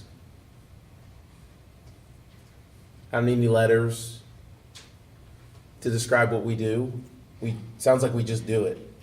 And if it's not there, if it's not happening, okay, maybe we do need to reference our code of conduct, or reference our HR policies, or reference our whatever's on the books, and make sure we're doing that. And but I guess I'm proud of this township, and we should keep doing what we're doing.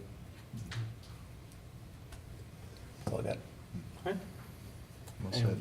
Anyone else? Ms. Stevens? Well, I just want to get back to where I think you're going, is that is not wanting to support this. reaffirmation for fear of losing, the potential fear of losing federal funds, which I understand.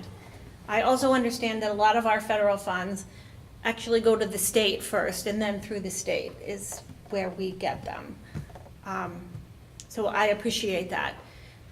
Again, I'm going to argue that if we are not reaffirming or just, again, putting out there that this is what we are committed to, when people have expressed fear and concern about do they belong, particularly in a university town where we have a diverse student population. And if we are not reaffirming these things because we're afraid of retaliatory, we're pulling your money, that's not a community I want to be a part of. I want to be a part of a community where people are brave enough to, look this sort of thing in the face and say, you belong. That's more important to me than the dollars you're going to withhold. That's retaliatory, and that's just, it goes against it. It makes me angry. So anyway, it's not that I haven't considered all of that. It's not like it didn't weigh on my mind, but my commitment to residents and people feeling like they belong and knowing and hearing and being acknowledged, that is important to me. I am one of 5, and so it's just where we are. And as a board, if we want to come out and put this out there, and I appreciate it. The manager had even pulled me aside to say, had I considered this? And indeed, I had. Yeah, and if you will, Chair, I'll just share too, the executive order that was issued in January 21st, it's my understanding after consulting with legal that, really what's in that executive order is that there's been a task to the Attorney General to put forth a list of recommendations within the next 4 months. And so we are actually, what I'll say, miles away until we actually have what is generated as part of recommendations in this report that references, recommendations to address DEI. And in consultation with our solicitor as well as Campbell Durant, our labor counsel, there's been various, reviews and discussions to ensure that currently we're not necessarily taking any action tonight or, tomorrow or the next meeting that's necessarily going to jeopardize our funding, because right now the executive order is to generate a list of recommendations that would identify how DEI could be addressed. So one thing to really think through is giving consideration, like how thoroughly are these executive orders being read to understand what's going into effect and when and what actually is being tasked and stated in the executive order. So there's a lot of media right now that's being circulated, and that's something that currently I'm in the process of organizing an internal group that is monitoring and tracking this information regularly, that I'm getting briefed so I can understand what at a broad level at operations could be impacted, whether it's within our police department or our finance and tax department. So we're in the process of putting that together. So I just share that with you to say at a staffing level, we're reviewing and monitoring, because I am, of course, very concerned as well, but want to make sure that we're operating off of full facts, and understanding that sometimes if we just are reading and watching the media, that's not always the best source of information. But going to the White House and their actual media press release and being able to read what these executive orders are. And we're fortunate in that we work with some really intelligent, competent, capable attorneys in Campbell Durant. And after coming back from PELRAS, which is an acronym for Pennsylvania Labor Relations Advisory Services, a great deal of our conversations within almost every other session that I attended focused either on Act 121, Act 111, and or this particular concern in terms of how is DEI or concerns with the executive order that came out on January 21st going to impact municipalities. And so there's been a lot of focus on that. So I just want to share with you as our governing body that as your manager and staff, we're operating in a way that's keeping track of this at our staffing level, but then also having regular communication with the township solicitor as well as labor council And I think generally too, just kind of my comment is that I do think there's a bit of a misconception here, is what DEI is. Oftentimes we hear a lot of folks say this is all about focusing on, particular race or marginalized communities, when in fact, DEI really is much broader than that. It's to, provide assurance that there's an equitable application of whether it be hiring procedures or engagement with contracts or services being provided to the public that's broader than race in marginalized communities. It's impacting sexual orientation, gender, disabilities, veterans, right? And so I think that's something else that the board will want to consider as you may continue to have these conversations. If we're focusing solely on race or marginalized communities, that's really short-sighted, right? Because the board has certainly allocated funding to support not only DEI initiatives, whether it be through our community diversity group here, but you've also allocated funding to support veteran programs as well as senior citizen programs.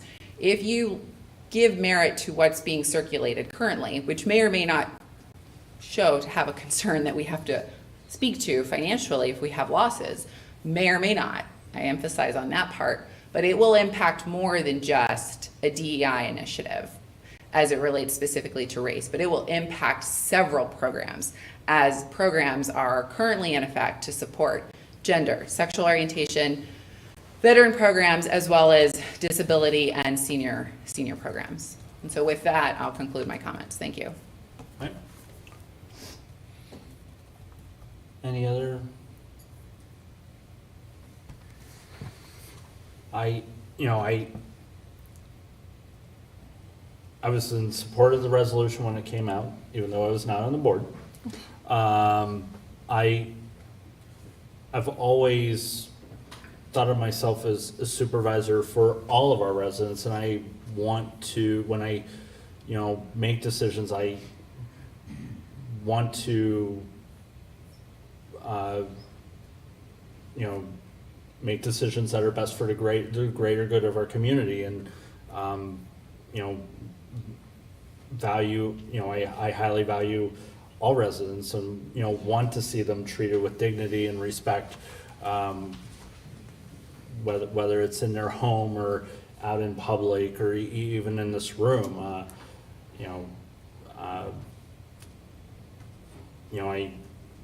I've had rewarding experiences getting to know people of different backgrounds, and that's been very rewarding. I continue to, believe that, and, encourage people to, get to know people, get to know your neighbors, get to, know those that, may not, look like you or think like you, and, broaden your horizons like that, so. Yep.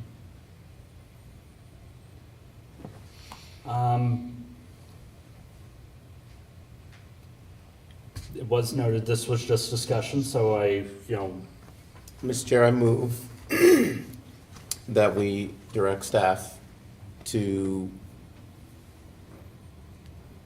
look for and bring forward actionable ordinances, policies, procedures that would kind of be in the spirit of what's in place today and moving forward.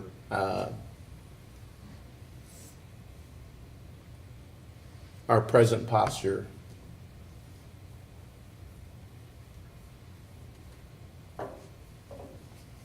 Period.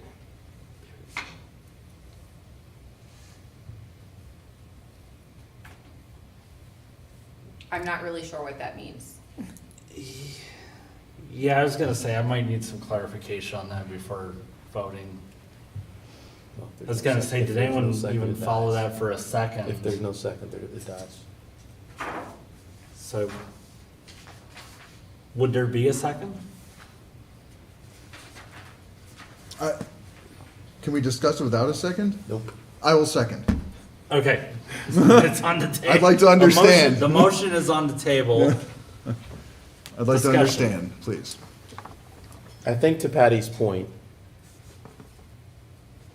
and I don't disagree with what Patty said insofar as we should stand up and say, this is what we do. But I think in some instances, most instances, it's performative. It's theater. I'm gonna put it on paper and then we'll see what happens from there. And what I'd like to see is actual things that lead to actual, like, true actions. So if it is on our books that we don't ask a brown person walking down the street, what country are you from? Or somebody speaking with an accent, where are you from? Can I see your papers? If that's already on the books, then we're good. If we have some sort of policy that rejects certain names on an application, I want to get rid of that. I want actions, not words, actions. So that's why I made that motion, because I don't want just another thing that says, here's more words to say we like the words. I want actions that say we, in this community,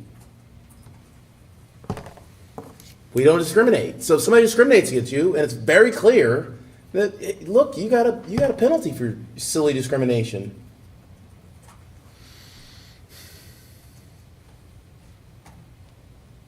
Not just words say we don't like discrimination. That's not enough. Action.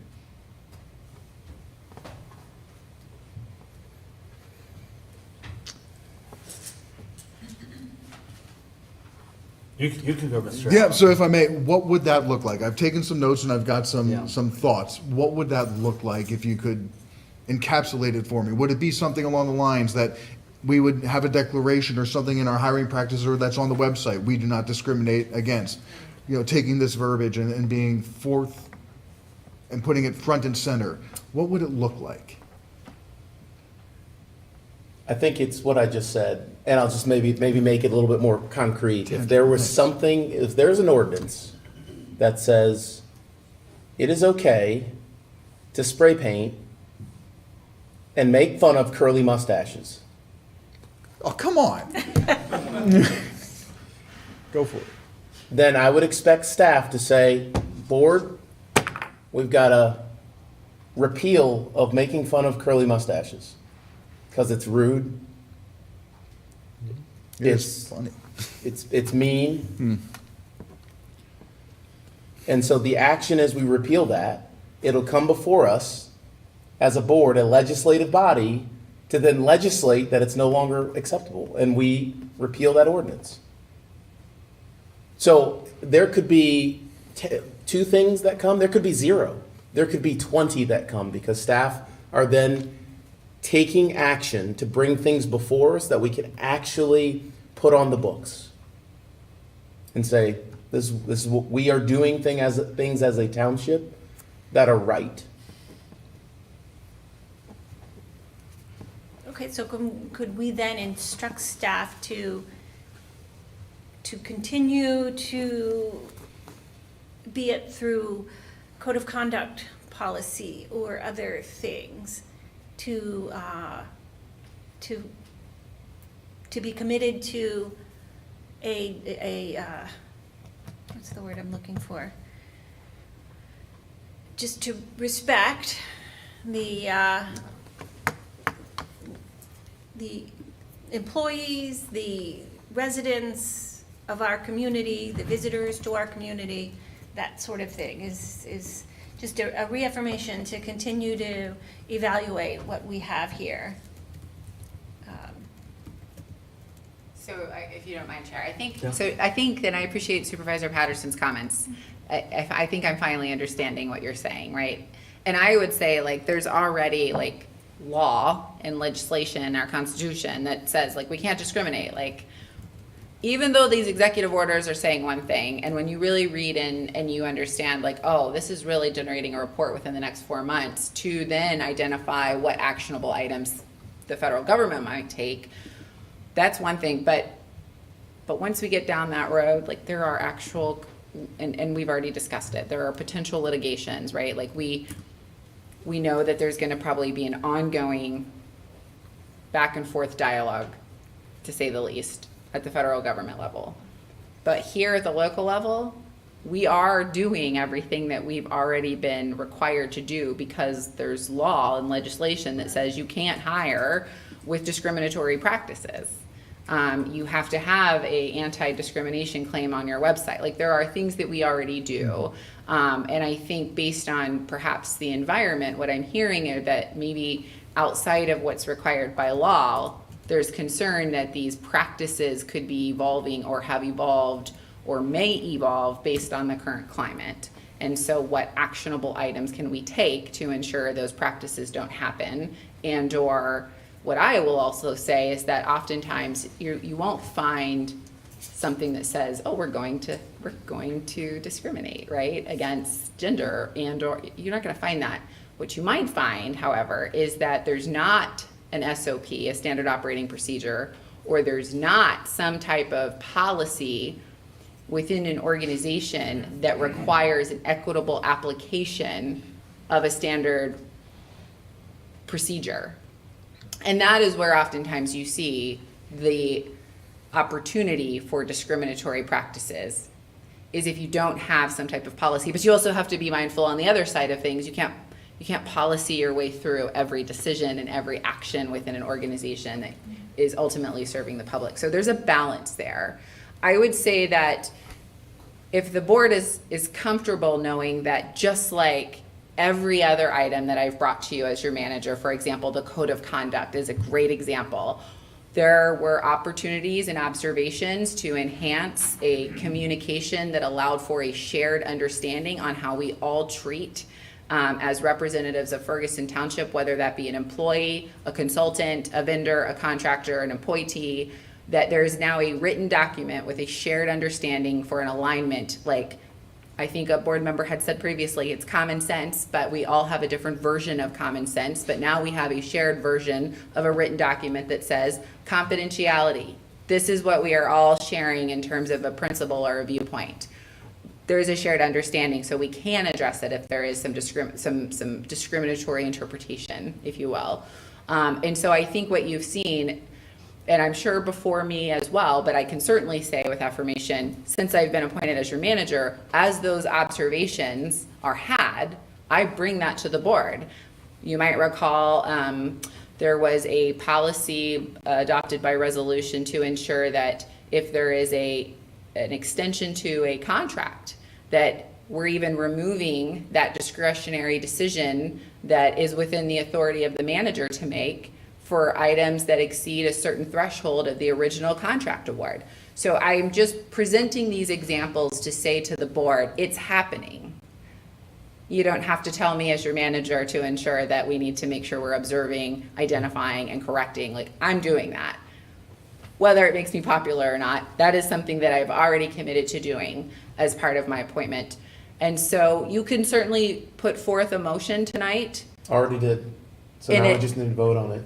And I hear you. It's Right. like you're already doing it. I'm just, But to actually do the work of, like, to conduct research, I just will acknowledge we will do that.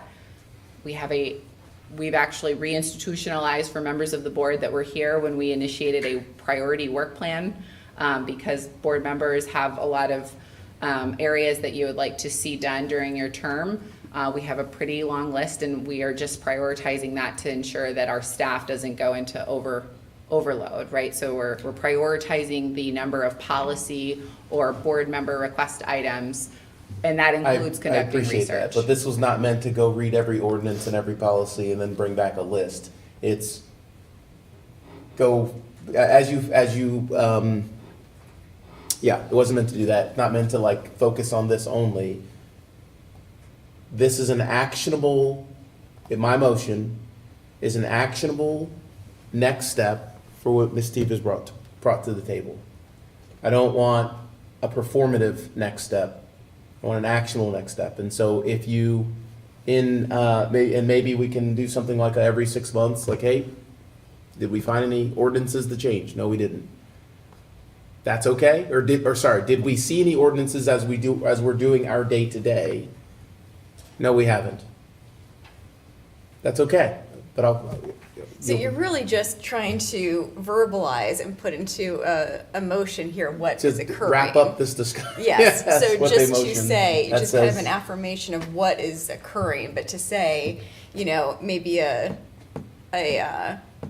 more holistic update on those various things, should something come up. But you're just trying to, I'm trying to understand, you're just trying to get something verbalized here and voted on. Yeah. But it's really what is occurring, and then to get kind of an update, every 6 months, and maybe there is nothing, like you said, but, just to, like I said, like a reaffirmation of, and acknowledgement, that's the word I'm looking for, of what is occurring. But it's actionable, like you're saying, and I appreciate that, I think. For me, it feels like what you don't want is you don't want me to move that we have this reaffirmation of this thing because no. you're afraid of the. No. Okay. Feel free to make your motion after my motion. Yeah, they vote it up or down, and then you can make another motion. Okay, I Does just that didn't sound know. reasonable? I didn't No, know. no. I'm trying to be clear because I get it. I get what you're trying to do, and it's a Yes, ma'am. tightrope. And I'll just make one more comment, because I appreciate what you're saying here, in that you're trying to identify something actionable that can really accomplish what was set forth here, what was said in 2017. Yes. And so I think, maybe on the other side of that, we can recognize the things that we do. We do these proclamations, we do contribute to different events. And so I think acknowledging that is, a show of what we do that is actionable, that is tangible, that's seen out in the community. So, we made a donation tonight to an event. We do proclamations. And so to me, that would kind of go hand in hand with, the seeing what, maybe what is, hasn't been detected yet, that maybe there's some old language somewhere and so forth. I expect we won't find too many things like that are obvious. So maybe on the same token, we say, and these are the positive things that have occurred in the 6 months when we get that update. Is it on our books to ask for immigration status of someone with an accent? No. Okay. Because it's already federal practice, federal law, state law, that you can't ask, or just because we don't do it? And that's probably for the chief. As someone, I was just going to ask you, are we talking about a hiring? So I want to be Sorry, mindful too, sorry, like there are some things that we can have an exec session discussion. No. This is, Okay. it's law enforcement, right? It's like a. Right, well, that's where I was going. Are That's we what I'm talking going. about hiring It's not a, practices? yeah, sorry, law employees? enforcement, somebody Okay. has an accent, the police are talking to them, and they say, where are you from? Is there an ordinance, yes or no, Like, are we for asking about profiling? immigration We're not status? profiling. What's that? We're not profiling and asking questions at that level. Because profiling is not allowed at a federal, state level? Okay. So, but I think it's maybe helpful, because that is in the resolution from back then, like, to be clear that not only do we not appreciate it, because it says refrain from asking someone there, so this wasn't even stone cold concrete, don't ask somebody where they're from, like what, so this is a weird, I'm just saying that. So what are the laws on the books, the things that say we either do this or it's not allowed or it is allowed? And then let's correct it if it's something that needs to change. If it's not federal practice, so that's an example of something that in one's day-to-day job, like, hey, I'm law enforcement, I enforce law, I know all the laws. Well, there's law, like, what are the laws associated with this in this resolution from a long time ago that actually don't even sync with it? I don't know, like asking about immigration status. I'm picking on that one because it makes sense to me. But let's correct the things that are, the typos that are probably in our ordinances, right? That we think we knew existed, or maybe it's That's all I'm asking.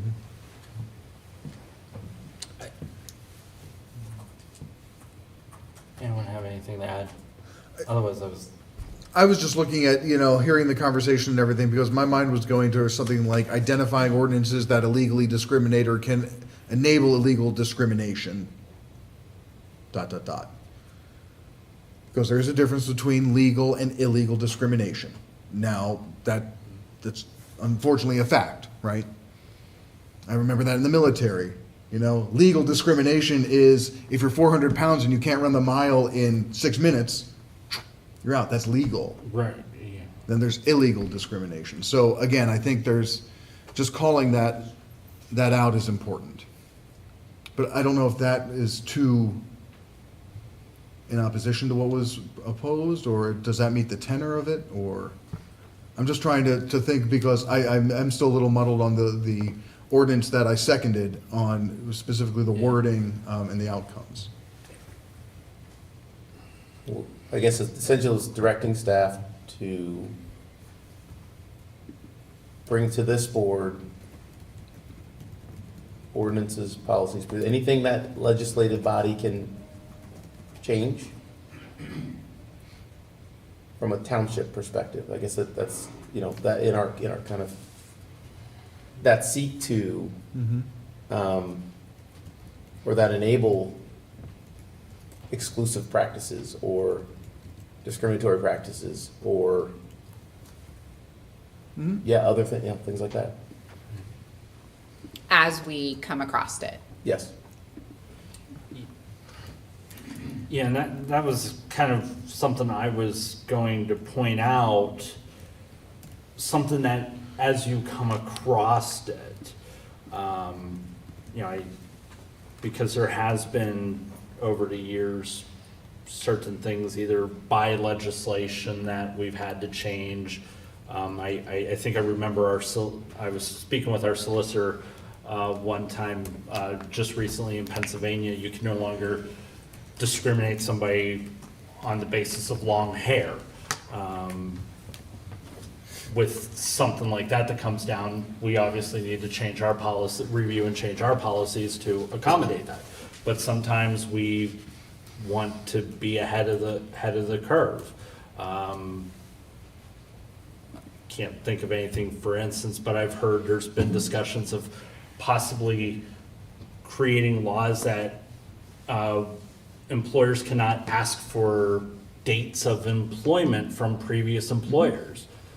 Because in HR, you could probably determine like the age of somebody based on the dates of their previous employers from a resume. So we could, even before a law, say, look, we want to be more inclusive in our hiring practices, so we don't want to know when specifically somebody worked, maybe just keep, but I'll leave that for staff. That's a whole staff thing. But, something, for instance, staff could bring as a policy change. So, I just want to say Yes, too Ms. that, Stevens. I get where you're coming from, because I remember when I was first elected, one of the things that they actually did as they came across was going through our ordinances, and where our ordinances had been written with, regarding the township manager, he shall have so we changed it to the manager as opposed, so we changed words like that within our ordinances to make it neutral, and that sort of thing I get. So I guess where I'd like to say is that, I guess we can't have two motions on the board. I just want to reaffirm our commitment to that. So if it's performative, it's performative. If it's, but I was going to say another idea I had. I think looking at item 5.1 in the agenda, diversity, equity, and inclusionary activities and acknowledgements. Right now, there's a bunch of calendar items in there, but we could expand upon that to maybe just make a note. We made a donation to senior citizens, or we Supervisor Mr. Heller and I participated in Wreaths Across America, supporting and honoring our veterans, and stuff that the township is doing to support the community and such, so.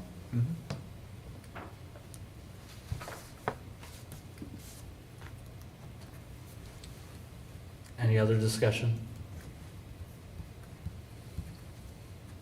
I think we've basically, There's a motion on the table. and there is a motion on the table, so. Call the question. We'll call the question. All those in favor, say aye. Aye. Aye. Aye. Any opposed, say no. Motion passes unanimously. Any communications to the board? I think we discussed it already. We had some We about did. the Pengrove Mills. I've had lots of questions about the recycle bins, and that's been an ongoing. You know what to do, bring them inside. I was gonna put this in for calendar items, because we do have the contract with the recycling, with the new, Trash hauler.